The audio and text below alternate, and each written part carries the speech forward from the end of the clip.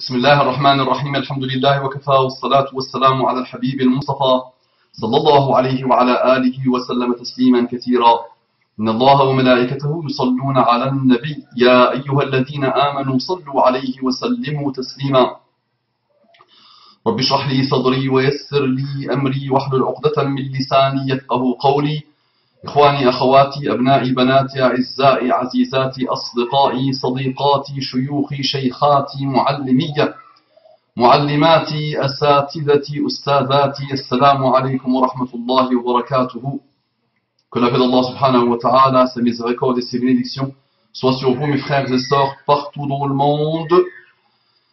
Mes frères et sœurs en humanité, qu'Allah vous accorde la guidée, ses délices, déployez-vous, ça viendra. Ça ne dépendra que de vous, de votre volonté. Un jour ou l'autre, ça viendra, Inch'Allah. Qu'est-ce qui viendra? La guidée d'Allah qui va s'installer dans vos cœurs et dans vos vies. Tranquille, tranquille. Une sœur me dit, salam alaykoum. Je me permets de vous écrire car je suis face à une épreuve assez compliquée et délicate. Inch'Allah, que vous puissiez me faciliter, me conseiller par rapport à cette situation pour adopter le bon comportement à moi. Yazawji jazakumullahu khayra. Donc je lis exactement ce qu'elle a écrit. Faites un effort pour votre frère. Espacez un peu vos paragraphes. Mettez des points. Mettez des virgules. Mettez 2 points quand il le faut. Essayez de faire un effort au niveau de votre écriture, s'il vous plaît. Qu'Allah vous bénisse.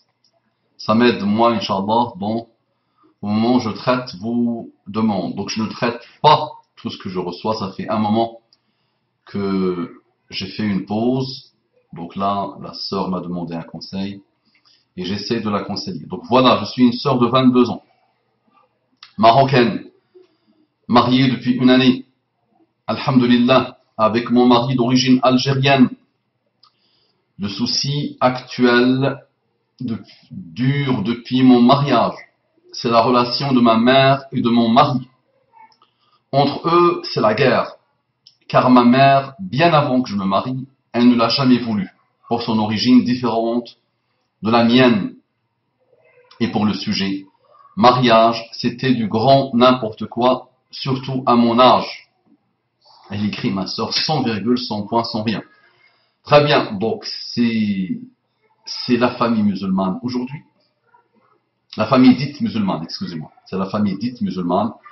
Donc ce type de questions ne n'arrête pas et j'ai traité ça une fois. Et on va encore traiter ça encore une fois, Inch'Allah. Donc ce sont des conseils. La sœur a besoin de moi pour quelques conseils. Dans un monde de brutes où chacun vit pour lui, où l'individualisme devient une religion, où l'athéisme contrôle tout, où les musulmans sont tout sauf musulmans. Ils sont musulmans avec le nom, mais ils n'ont rien à voir, en général, malheureusement, sans vouloir généraliser, avec la foi musulmane, sans vouloir être pessimiste. Donc Allah subhanahu wa ta'ala nous facilite notre retour vers la foi musulmane. Donc, c'était du gros n'importe quoi, surtout à mon âge. Mais finalement, elle a accepté durement, mais sûrement, la nouvelle. Car mon tuteur, entre parenthèses, mon oncle, car mon père n'est plus là, a accepté mon choix sans complication, alhamdulillah. Entre parenthèses, une réponse que ma mère n'a jamais avalée de la part de mon oncle. Car, masha'Allah, mon mari est quelqu'un de bon et juste. Qu'Allah le préserve, masha'Allah. Notre objectif ensemble était d'éviter toute chose qui puisse nous amener au haram. Haram, c'est la fornication, les rapports hors mariage. Mais voilà, le mariage passé, ma mère m'a scandalisé pour ma décision de me marier. Les critiques et insultes vulgaires n'ont pas cessé de tomber. Comme oui, tu as épousé la merde d'Algérie. Donc je dis exactement ce qu'elle a écrit. Parfois, j'essaie de ne pas donner des informations, mais j'essaie de vous inviter à comprendre enfin la situation des musulmans du monde. Comment ils sont aujourd'hui, dans leur décadence pure, qui pue malheureusement. Donc voilà, sa maman lui dit ça, oui, tu as épousé la mère d'Algérie, un handicapé, un harki, un paysan, et j'en passe, et bien pire, assez vulgaire.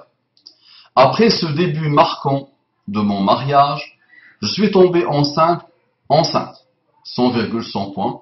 Pour moi, c'était une nouvelle magnifique, alhamdulillah, et une clé de bonheur à annoncer pour que cela cesse et s'arrange. Mais je me suis trompé, pour nous, ça a été une vraie douche froide.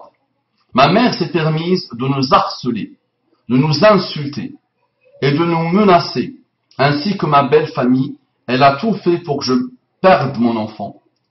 Son comportement a pris une ampleur incroyable dans les appels, messages, répondeurs. C'est ce qu'elle écrit. Elle nous a envoyé les gendarmes en proliférant des choses mensongères, dangereuses et violentes sur nous. Entre parenthèses, comme on est des djihadistes. Mon gendre travaille en noir, ma fille est maltraitée. Bref, tout un tas de propos odieux sur nous. Suite à ça, j'ai réalisé mes crises d'angoisse. Je comprends mieux pourquoi j'ai des peurs irraisonnées depuis toute gamine. J'ai vécu dans la terreur de perdre son amour et le bon comportement vis-à-vis d'elle. Et j'ai donc choisi la soumission pour me protéger. Et bien sûr, j'ai refoulé mes émotions, mes sentiments de désespoir, de tristesse, de rage. Et je me suis anesthésié pour ne pas prendre conscience de tout le mal qu'elle m'a fait au moment de me marier et bien avant. Après tout, ce début, mon mari et ma belle-mère lui ont pardonné au moins une dizaine de fois, mais son comportement n'a changé en aucun cas. C'est pourquoi, pour sauver mon couple et protéger ma grossesse, j'ai décidé de chercher en vain comment agir face à cette situation. J'ai vu que le bon comportement était de ne pas couper les liens de parenté, malgré tout. Donc j'ai opté pour les courriers, les appels de temps en temps, et il m'arrivait aussi à lui tenir tête pour prendre la défense de mon mari et de finir par culpabiliser. Mes tantes sont assez du côté de ma mère. Pour elles, le mariage, pour se préserver, c'est scandaleux. Sauf quelques-uns, et mon tuteur, mais bon, eux se sont fait insulter par ma mère, c'est pourquoi ils se sont éloignés. J'ai tout fait, moi et mon mari, on l'a accueilli au Ramadan, pendant 2 semaines, pour reprendre le bon lien du mois sacré, mais rien n'a changé à cela. Maintenant, j'ai accouché et son comportement prend la même ampleur qu'au début, malgré la venue de notre enfant. Elle va jusqu'à souhaiter la mort à mon mari et de tout faire pour qu'on divorce en disant que notre mariage n'allait pas durer, qu'elle fera tout pour, bref, et toutes les personnes qui ont essayé d'arranger ça se sont fait insulter par ma mère. Après tout ça, je suis à bout. Maintenant qu'on est parents, alhamdulillah, ma mère nous gâche la vie. Je sais vraiment pas comment faire ou comment agir, car ma mère n'est pas une personne facile et veut tout faire pour me gâcher mon bonheur et que je divorce malheureusement. Barakallahu fikum, si vous me sauvez en me conseillant, car je suis dans un dilemme, je pense que tu as voulu dire, dans un problème, je pense, dans un dilemme assez délicat. Salam alaikum wa rahmatullahi wa barakatuh. Donc ma sœur, tu feras inch'Allah un effort sur la manière d'écrire, parce qu'il n'y a pas de virgule, il n'y a pas de point, il n'y a rien, et tu écris comme tu parles. Très bien. Donc, qu'est-ce que tu veux que je dise? Le bon comportement, c'est embrasser les pieds de ta mère, quoi qu'elle fasse, et finir folle. Je vous dis, nous, dans la famille musulmane, aujourd'hui, il faut le dire, il faut l'avouer, il faut finir par le dire, que nous vivons les pires des situations qui puissent exister. Vous allez nous dire, mais c'est comme tous les peuples, aujourd'hui il y a des situations gravissimes. Subhanallah, chez ceux qu'on prend pour des koufars, en général il n'y a pas ce type de choses à ce point. Il y a un certain individualisme qui fait que le père, la mère te cassent la tête, ou avant même qu'ils te cassent la tête, tu dégages. Chacun est programmé pour dégager. D'accord? Mais chez la famille dite musulmane, ça prend des ampleurs infinies. D'accord? Donc la maman ou le père est un malade mental en général, sans vouloir généraliser plus. Et donc là, on doit subir. Pourquoi? Le lien de parenté. Le lien de parenté. Ah oui, avant d'aujourd'hui, on vient encore de m'inviter à une conférence et le titre, le respect des parents. Ah, je vais appeler le frère pour lui dire, monsieur, Inch'Allah, et monsieur, la France explose, le monde explose, non? On a tellement traité le lien de parenté, la relation avec les parents, maintenant il faut qu'on traite autre chose aussi. Il faut qu'on avance vers autre chose. Parce que les jeunes nous disent, n'arrêtent pas de nous dire dans les mosquées, vous parlez toujours des mêmes choses. D'accord? Donc nous avons tellement entendu parler des liens de parenté et le respect que nous devons avoir avec nos parents, que même s'ils nous tuent, on doit leur dire tuer encore. D'accord? Parce que toi, tu es déjà presque folle. Tu es en dépression nerveuse lourde. Tu es angoissé. Et tu as subi ça depuis que tu te rappelles de la vie. Donc tu veux que je dise encore patiente, patiente, patiente. Et tu auras le paradis. Je ne peux pas te le dire. Plus, moi, je ne suis qu'un frère. Et personne ne pourra te le dire. Je te conseille, tu me demandes conseil, je te conseille. Donc maintenant, cette mère est un danger public. Normalement, il faut l'interner. Elle est nuisible pour elle-même et pour toi-même et pour ta famille et pour ta descendance. C'est le cas de beaucoup de mères dans la famille dite musulmane. C'est des folles furieuses. D'accord? C'est des choses bizarres. D'accord? Elles se sont enfuies d'un hôpital psychiatrique depuis leur naissance, malheureusement. Donc elles ne font que ravager leur famille. Illa man rahima rabbi, sauf ceux et celles qui ont la miséricorde d'Allah. Donc, tu dois faire quoi?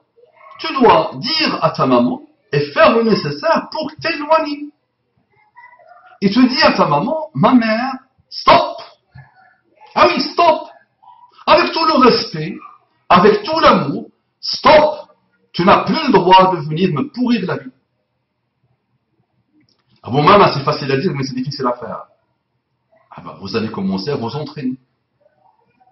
Donc, les amis, dans l'islam, si on s'intéresse au grand maqasid de sharia, d'abord, moi, je dois faire attention à moi, nafs, moi-même. Donc, je dois éviter des choses qui vont me rendre fou. D'accord? Je dois aussi préserver ma religion. Ma religion, comment tu peux adorer Allah? Comment tu peux progresser en termes de foi? Comment tu peux vivre en paix? Et cette paix te permettra d'avancer, d'évoluer, de cheminer vers Allah avec ce type de cas. Comment tu peux faire? Moi, je ne pourrais pas. À mon âge, je ne pourrais pas. Donc, il y a des choses que chacun de nous doit imposer dans sa vie. Doit poser et imposer dans sa vie. Il y a des lignes rouges qui s'appliquent sur n'importe quelle chose. Je ne peux pas aimer ma mère plus que moi-même. Ah oui, j'aime ma mère plus que moi-même. Mais je ne peux pas aimer ma mère plus que moi-même. Ah bon, maman, qu'est-ce que tu racontes? J'aime ma mère plus que moi-même. Wallahi, j'aime beaucoup ma mère. Qu'Allah la bénisse. Elle n'a rien à voir avec ta mère. Rien, c'est un autre extrémisme total de douceur et de gentillesse et de bonté. Et de frère qu'Allah lui donne longue vie dans la guidée et dans la santé. Et qu'Allah me réunisse avec elle le jour du jugement dernier dans le paradis. Mais j'aime ma mère plus que moi-même et je ne peux pas aimer ma mère plus que moi-même. Donc j'aime ma mère plus que moi-même dans tout ce qui est beau, dans tous les bons sentiments que je peux avoir pour quelqu'un, je les ai tous pour ma mère, qu'Allah la récompense. Maintenant, si ma mère devient un danger, non, je ne peux pas l'aimer plus que moi-même. Si ma mère vit pour me pourrir la vie, pour me séparer de mon épouse et de mes enfants, non ma mère. Ah non, non, non, non. Je m'aime plus que mon amour pour toi-même parce que j'aime être en paix avec moi-même, avec mon épouse, avec mes enfants.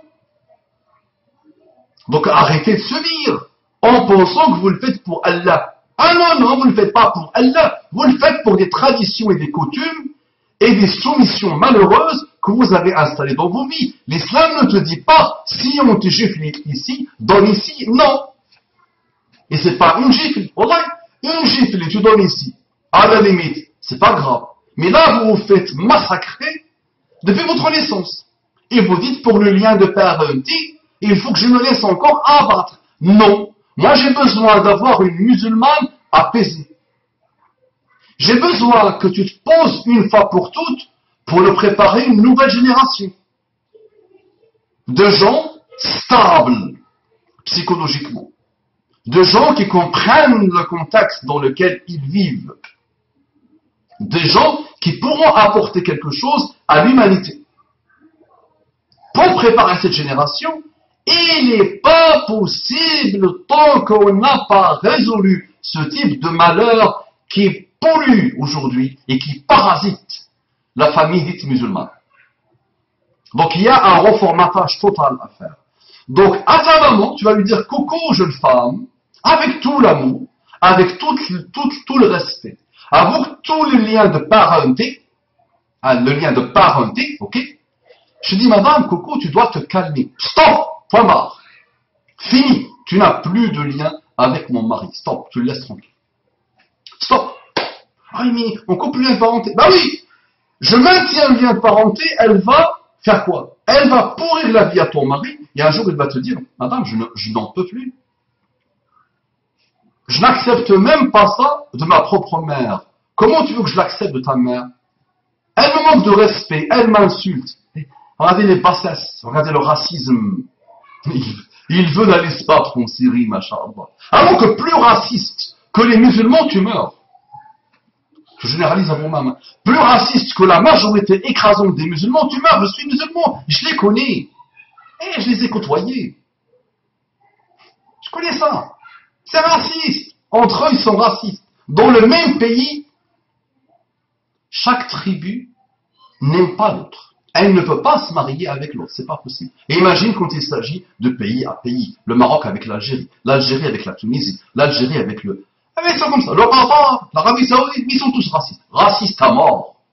Ils ont pensé que Allah a créé l'univers pour leur tribu à eux. Que sans leur tribu à eux, sans leur race malheureuse à eux, l'univers s'arrête de fonctionner.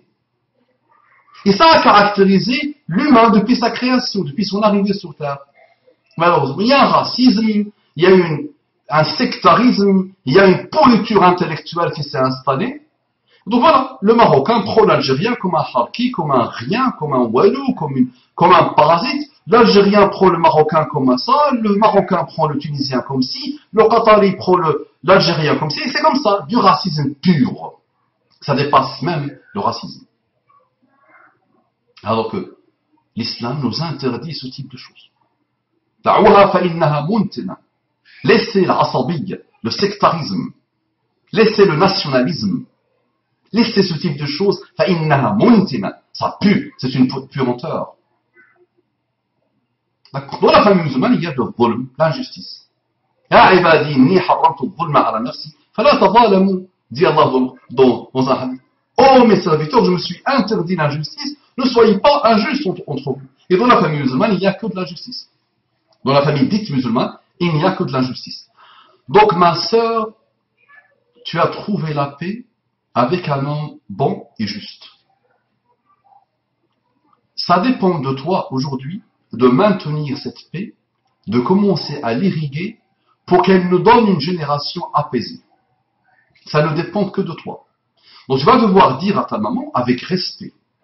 Eh oui, avec respect. On ne te demande pas de la frapper, de l'insulter. Tu vas lui dire, ma mère, stop. Moi, ta fille, je vais venir te rendre visite. Si tu veux que je te rende plus visite, en termes de quantité, il faut qu'il y ait une certaine qualité derrière. Il faut que tu fasses un effort sur tes shayatines à toi et sur ta personnalité instable. Tu vas le dire avec tes mots à toi. Moi, je le dis avec mes mots à moi, parce que moi, je suis intransigeant. Avec moi-même. Moi, on ne me casse pas la tête. Les amis, on ne me casse pas la tête. D'accord? Personne n'a le droit de venir me casser la tête.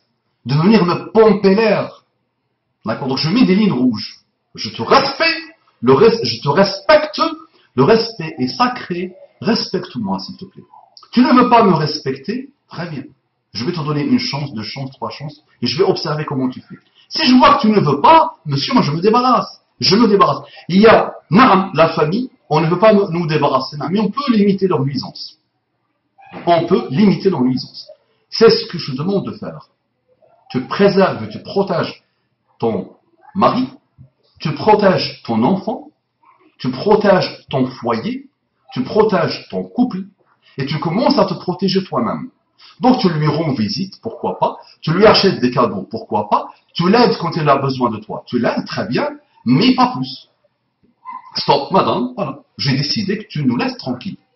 Tant que tu es très mal éduqué, tant que tu es mauvaise, tant que tu es basse, minable, d'accord, lâche, mesquine, et tous les malheureux adjectifs, tant que tu es comme ça, la mère, moi je vais te subir un peu de loin, je viendrai te rendre visite, je viendrai te faire un peu de cadeaux, d'accord, je t'appellerai quand je pourrai, mais aujourd'hui j'ai un mari.